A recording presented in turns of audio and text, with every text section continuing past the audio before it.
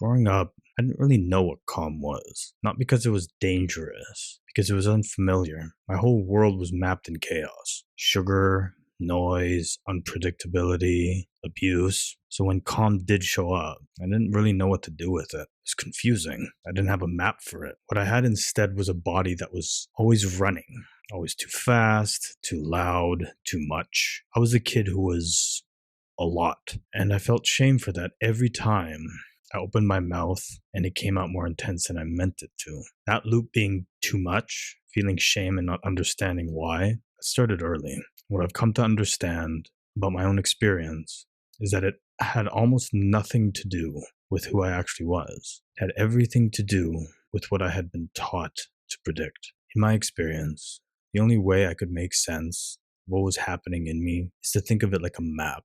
Chaos was the only path that I knew. I didn't really know it was chaos. I thought that was just what life felt like.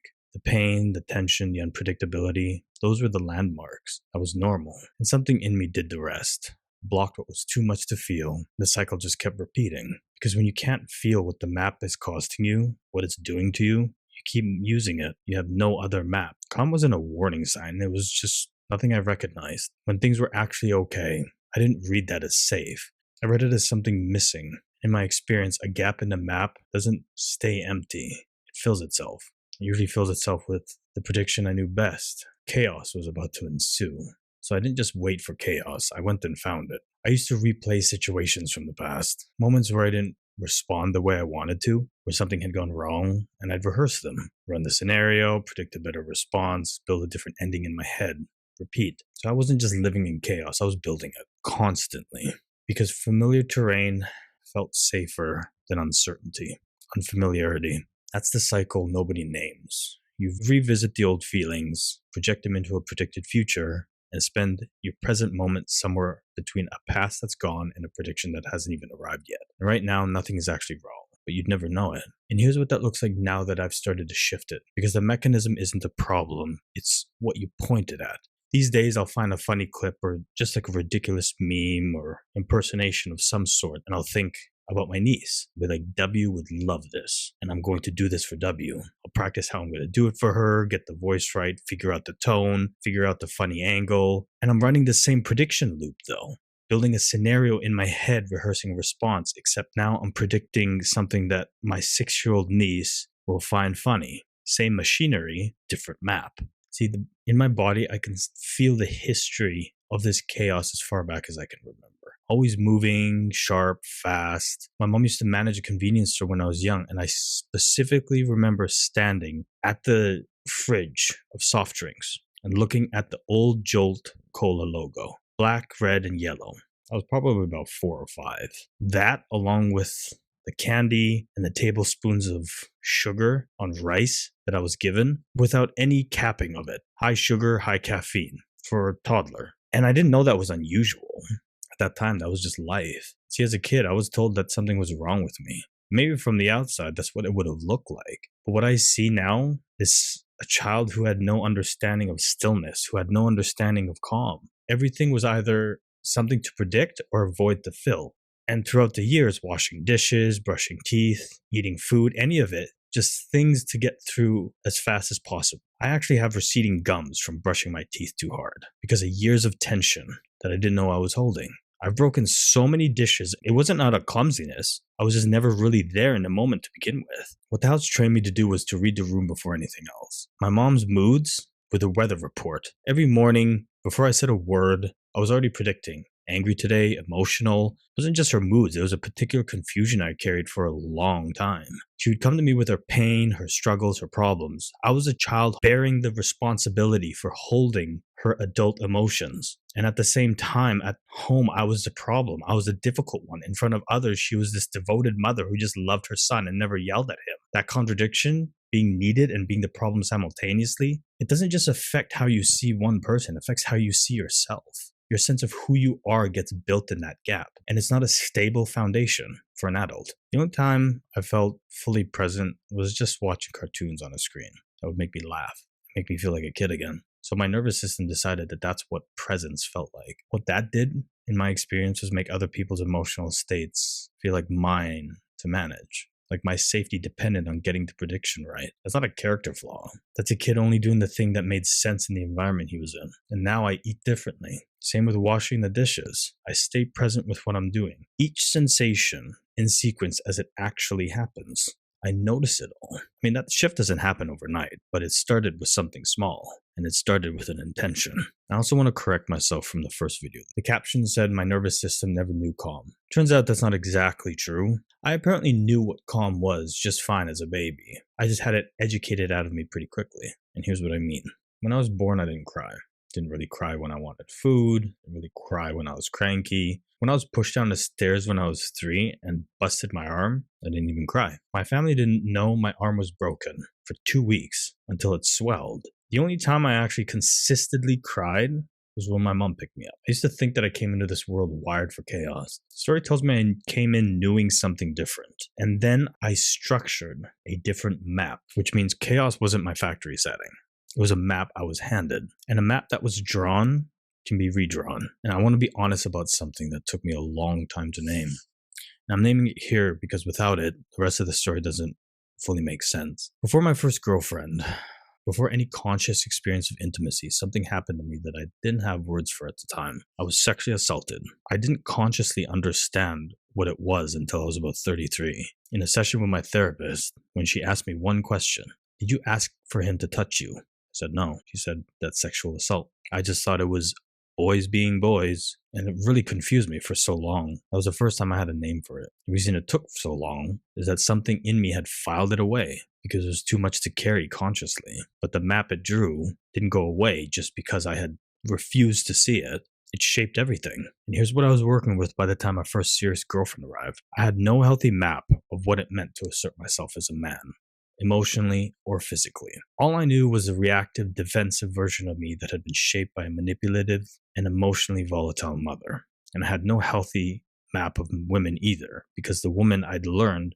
had either hurt me or used me. And I didn't even have a father around either. Nor did I have a healthy male figure in my life, because the only one who actually was someone I look up to was the one who sexually assaulted me. So I came into this first real consensual mutual relationship of my life carrying all of that. Two completely incompatible maps. One drawn from something done to me without my consent. The other I was desperately trying to build from scratch in real time. And I projected the whole volatile mess onto someone who deserved none of it. She was calm, good. Page with nothing written on it, and I wrote on it anyway. It still hurts how much I actually hurt her. And in my 30s, I was charged with gun and drug trafficking. And when that happened, almost everyone left me, except for a few people. And in that emptiness, alone with all of it, the first thing that came into my mind was that sexual assault. I was looking for an excuse because it felt like the place where the whole map had first started going wrong. I want to be clear, I'm not excusing anything. The harm I caused was real. I take full responsibility of how I projected my unexamined history onto the world and to the people I cared about. What I'm saying is that finding the root, understanding what drew the chaos map in the first place, is the only reason I'm still not running it. Now I'm learning how to navigate around it instead. What I've come to understand in my own experience is that it wasn't that the chaos felt good. It was that it felt meaningful. Pain had weight, and I knew what it meant. Calm was just a blank page.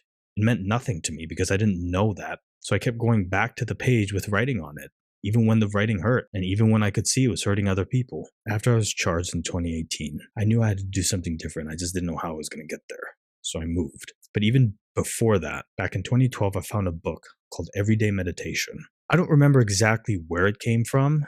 I just remember that it spoke to something deep in me. I wanted so badly to do what it was describing, but my body wouldn't cooperate. The stillness was pointing at something that felt completely unreachable from where I was at that point. However, I still held on to the book and kept living the only way that I knew how.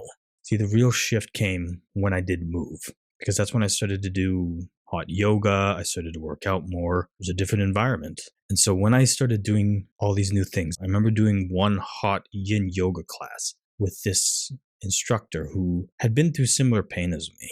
And yet somehow she was able to speak to something so deep and profound within me. Because in that hot yin yoga class, it was sitting with the discomfort. And when you do something like that for the first time, it was like there was something that unlocked. Not just a revelation, just like a quiet knowing what this was. Whatever this was what I had been looking for this entire time. All that noise, all that chaos I'd been building was just a very elaborate way of avoiding finding out what I was like when things went still, because it was unfamiliar to me. So if any of this is landing for you, if you grew up somewhere that felt like mine or different, but just as unpredictable, here's what I've come to notice about what that does when you become a parent. When chaos is the only map you know, a calm, settled child can feel like something you don't recognize. Not consciously. You're not going to look at your happy child and think something's wrong. But in my experience, when calm doesn't have a place on your map, something starts filling it. You might find yourself introducing tension without knowing why, misreading your child's quiet as distance, waiting for something to break that isn't actually breaking.